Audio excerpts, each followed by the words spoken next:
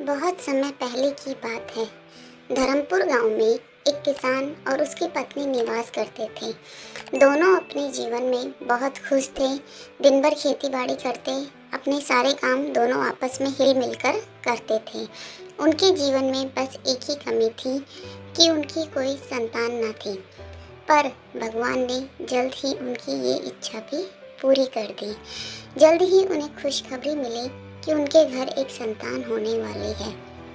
किसान ये बात सुन के बहुत खुश हुआ और खुशी में हमेशा अपनी पत्नी से कहता था, देखना, मेरा एक पुत्र ही होगा जो कि मेरे हर काम में मेरा साथ देगा, मेरा सहारा बनेगा और मेरा वंश आगे बढ़ाएगा। किसान की पत्नी यह सब सुनकर कभी कुछ नहीं बोलती, बस चुप खड़ी रहती और अपने मन में सोचती कि अगर पुत्री हुई तो उससे क्या हो जाएगा।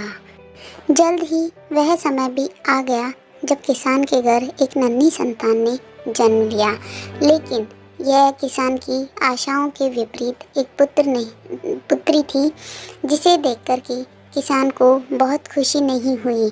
हालांकि उसने पुत्री के साथ भी कोई बुरा व्यवहार नहीं किया, लेकिन वह उसे वो प्रेम नहीं दे पाया जो कि एक पुत्र को देता, और उसे हमेशा यही लगता कि अब मेरा वंश आगे नहीं बढ़ेगा।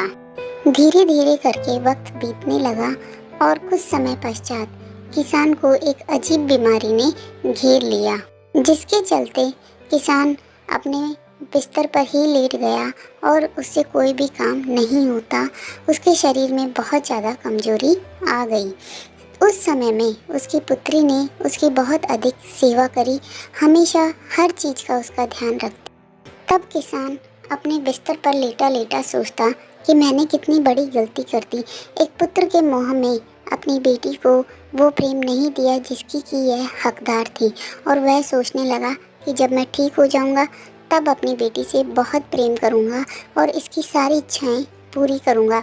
लेकिन भगवान को कुछ और ही मंजूर था और किसान इस दुनिया से चला गया। उसकी मृत्यु हो गई। मरने के बाद किसान जब ऊपर आकाश में पहुंचा तो वहां पे उसे स्वर्ग में जगह नहीं दी गई। भगवान ने उससे कहा कि तुमने अपनी पुत्री को जो है भेदभाव किया है, इसीलिए तुम्हें नरक में जगह दी जाएगी। यह सुन के किसान बहुत पछताया, बहुत रोया और भगवान से कहा, भगवान मुझे अपनी पुत्री के पास में जाना है।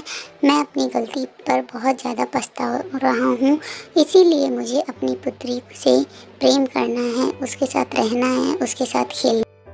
भगवान उसकी ये सारी बातें सुन के उन्होंने दया की और उसे वापस धरती पर भेज दिया। लेकिन जब वह आया तो एक आत्मा के रूप में आया और एक भूत के रूप में आया, जो कि सिर्फ उसे ही बेटी को ही दिखाई देता था और किसी को दिखाई नहीं देता था। लेकिन फिर भी किसान बहुत खुश था, क्योंकि उसे तो अपनी बेटी से के साथ ही रहना था। वह अपनी बेटी के पास साथ रहता, उसके साथ खेलता, उससे बातें करता, उससे बहुत अधिक प्रेम करता था। किसान की बेटी भी यह सब कुछ देख के बहुत खुश थी। अपने पिता से वो भी बहुत हिल मिल चुकी थी। एक दिन जब किसान की पत्नी खेत से वापस आई तो उसने देखा कि घर का दरवाज़ा अंदर से बंद है। उसने अपनी बेटी को आवाज़ दी, लेकिन अंदर से कोई आवाज़ उसे नहीं आई। तभी उसने ध्यान दिया कि अंदर अब उसकी बेटी किसी से बातें कर रही है। तब उसने जाके खिड़की में से देखा तो किसान की बेटी किसी से बातें कर रही थी, किसी के साथ खेल रही थी। उसने चारों तरफ नज़र दौड़ाई, लेकिन अंदर उसे कोई भी नज़र नहीं आया। यह सब देख के किसान की पत्नी बहुत अधिक डर गई और उसने पड़ोस में रहने वाली एक बूढ़ी अम्मा को बुलाया और उन दोनों ने मिलकर के किसान की बेटी से दरवाज़ा खुलवाया और उससे पूछा कि तुम किससे बातें कर रही थी, किसके साथ खेल रही थी। किसान की बेटी ने कहा, मैं तो किसी से बातें नहीं कर रही थी।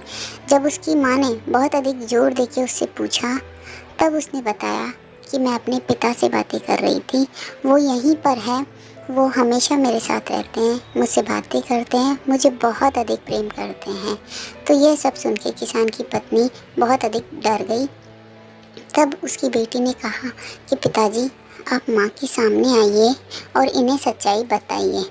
तब किसान जो है उसकी पत्नी के सामने आया और उसे सारी सच्चाई बताई कि भगवान ने मुझे अपनी गलती को सुधारने के लिए वापस इस धरती पर भेजा है और आज मैं इस चीज़ से बहुत खुश हूँ कि मैंने अपनी गलती सुधार ली है।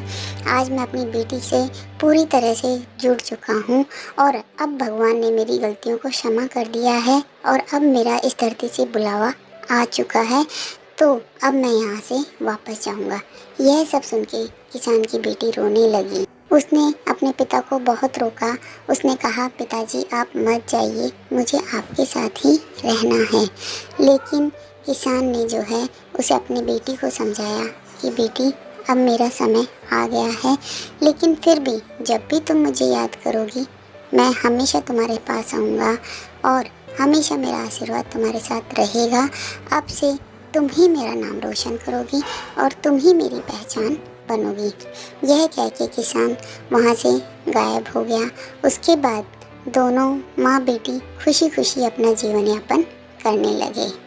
तो दोस्तों आज की वीडियो में इतना ही। मिलते हैं नेक्स्ट कहानी में। तब तक के लिए चैनल को सब्सक्राइब कीजिएगा। Thank you.